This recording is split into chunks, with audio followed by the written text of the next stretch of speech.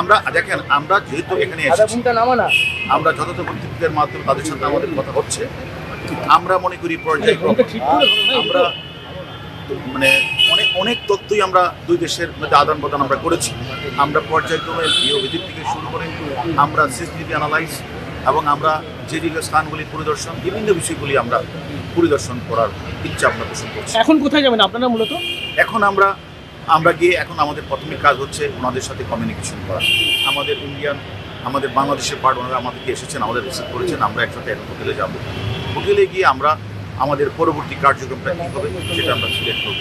জিয়াদকে কি বাংলাদেশে নিয়ে যাওয়ার কোনো পরিকল্পনা আছে? সেটা আমরা আসলে আপনারা জানেন যে দুটি দেশ যদি ভিন্ন, যদি একই দেশ হতো তাহলে আমরা আমাদের বাংলাদেশের আসামি এবং এখানকার আসামিকে আমরা মোকাবিলা করতে পারতাম।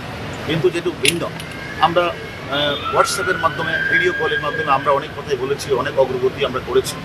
আমরা মনে করি আমরা এটা ঊর্ধ্বতন বাংলাদেশ কর্তৃপক্ষ এবং ইন্ডিয়ান কর্তৃপক্ষের সাথে কথা বলে যেটা করা আইনসম্মত সেটাই আমরা করব। ভাই 3 দিনও বডি পাওয়া গেল না, আপনারা 3 জনকে ইন্টারোগেশন করেছেন, তারা কি বলেছে? মানে এখান থেকেও মিসগাইড করা হচ্ছে, জিহাদকে নিয়ে ঘুরে দেখানো হচ্ছে যে কোথায় কোথায় হচ্ছে। আপনারা ইন্টারোগেশনে কিছু পেয়েছে যে কোথায় ফেলা হয়েছে? আসলে দেখেন, যেহেতু মানে তাকে হত্যা করে গুম করার উদ্দেশ্যে পৈশাচিকভাবে কুচি করে লাশটা কোথাও না কোথাও ফেলে দেওয়া হয়েছে, এটা আমরা জানি। আমরা ওইখান থেকে এটা দেখেছি।